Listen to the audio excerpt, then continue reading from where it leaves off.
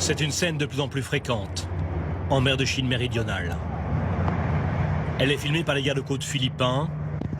Face à eux, d'autres gardes-côtes, mais chinois, bien décidés à leur barrer la route. Fracas de tôle en haute mer. Les Chinois reviennent encore à la charge. Le message est un peu plus clair. Ces eaux sont chinoises et selon eux, les Philippins n'ont rien à y faire. Au cœur de la mer de Chine se joue désormais une guerre de position, une lutte d'influence. Pour comprendre les enjeux de cette bataille navale, nous avons été exceptionnellement autorisés, depuis la base philippine de Palawan, à embarquer sur l'un des navires philippins qui patrouillent en mer de Chine méridionale. Cap sur les îles Spratly, à 250 km de Palawan. Une centaine d'îlots et de récifs situés près des grandes routes maritimes mondiales. Des fonds marins riches en poissons, pétrole et gaz. Des îlots revendiqués par les Philippines, la Chine, mais aussi le Vietnam ou la Malaisie.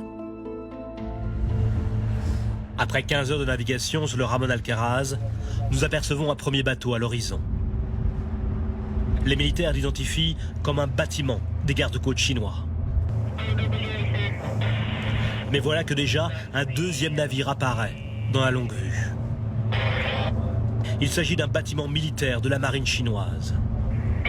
Distance 1,6 mille nautiques de notre position, capitaine. Cette fois-ci, Chinois et Philippins se contenteront de s'observer longuement. Mais la tension peut monter très vite dans ces eaux contestées. En août dernier, ce bateau des gardes-côtes chinois prend en chasse un navire philippin, quand soudain, un second bateau chinois percute de plein fouet le premier. La proue du bâtiment est pulvérisée. Humiliation pour Pékin, dont le budget de la marine est pourtant 60 fois supérieur à celui des Philippins, qui ce jour-là ont l'humour acide. On a du personnel médical à bord. Si vous avez besoin d'assistance, nous sommes prêts à fournir de l'aide. Après 3 jours de navigation, nous arrivons dans l'un des lieux les plus stratégiques des îles Spratly, Titu Island, appelée l'île de Pagasa par Manny. C'est la vitrine de la souveraineté des Philippines dans la région. Le drapeau philippin y flotte fièrement, alors que ces terres sont également revendiquées par la Chine. L'île de Pagasa est avant tout une base militaire, un poste avancé, un confetti de 37 hectares en mer de Chine méridionale. Mais cette île est aussi la seule des Spratly habitée en permanence par des civils philippins. Pour asseoir sa souveraineté, le gouvernement philippin a fait venir ici des dizaines de familles.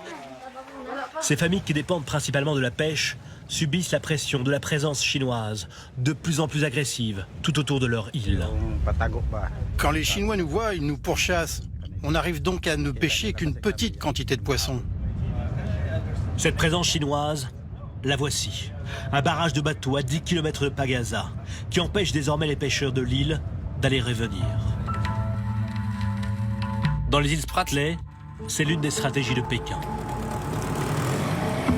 Déployer depuis quelques années des flottilles de bateaux de pêche pour s'emparer de manière illégale de nouveaux territoires marins, riches en poissons et potentiellement en pétrole et en gaz. Mais le contrôle de ces ressources halieutiques et énergétiques est-il vraiment la seule ambition de la Chine ? Donc maintenant, on va être pris en charge par les forces aériennes philippines qui, chaque jour, depuis cette île, multiplient les patrouilles pour comprendre exactement ce que font les forces chinoises dans cette zone extrêmement stratégique. Le plus souvent, ce ne sont que les atolls, mais que les Philippins surveillent de près. Car voici comment les Chinois ont totalement transformé certains de ces îlots. Nous survolons le récif Mischief.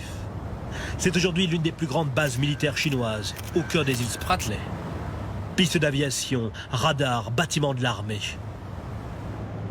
La justice internationale a pourtant reconnu en 2016 ce territoire comme philippin, une décision balayée par Pékin, qui continue d'y développer sa base.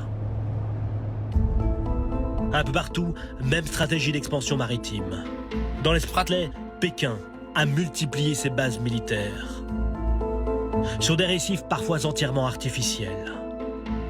Une toile d'araignée, lentement tissée, pour en réalité contrôler toutes les routes commerciales de la région et asseoir définitivement sa puissance militaire aux portes de l'océan Pacifique. À 20 km seulement d'une de ces bases chinoises, le commandant Marc Bitago, qui dirige les forces philippines de l'île de Pagasa, est aujourd'hui conscient du danger potentiel. On est prêt à donner notre vie pour le pays. On est prêt à faire le sacrifice ultime pour garantir que la souveraineté des Philippines sera maintenue jusqu'à la dernière goutte de sang ici dans ce groupe d'îles. Face aux velléités chinoises, la marine philippine multiplie désormais les exercices et les accords avec les autres grandes marines du Pacifique, les États-Unis évidemment, mais aussi l'Australie ou le Japon. Pas de quoi vraiment perturber la Chine qui continue ici à avancer ses pions lentement mais sûrement.